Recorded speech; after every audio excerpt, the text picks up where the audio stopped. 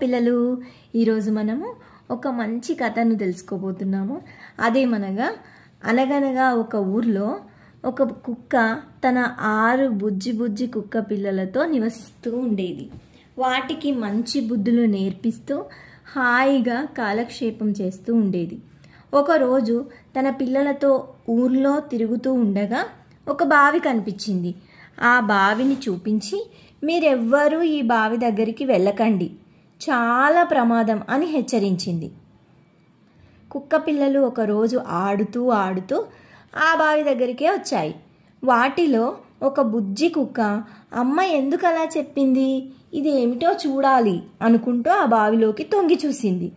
బావిలో తన నీడను చూసి లోపల నిజంగా ఇంకొక కుక్క పిల్ల ఉందని దాని మీద అరవటం మొదలుపెట్టింది. లోపల ఆ కుక్క ప్రతిబింబం దీనిలాగే అరవటం చూసి దానితో పోట్లాడటానికి బావిలోకి ఒక్క దుముకు దుమికింది.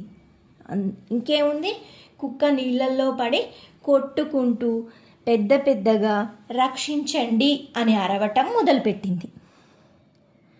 ఆ దారినే వెడుతున్న ఒక రైతు, అయ్యో కుక్క నీళ్ళల్లో పడిపోయిందే పాపం అని అనుకొని దాన్ని బయటికి తీసి దాన్ని రక్షించాడు.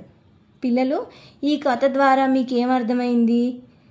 ఈ కథ నీతి ఏమనగా, పెద్దలు చెప్పిన మాటలు వినాలి, కావాలంటే ప్రశ్నించవచ్చు, కానీ ఎప్పుడూ పెద్దల మాటలను ధిక్కరించకూడదు. పిల్లలు, ఈ కథ మీకు నచ్చినట్లయితే నా ఛానల్ని సబ్స్క్రైబ్ చేసుకోండి. థ్యాంక్ యూ పిల్లలు.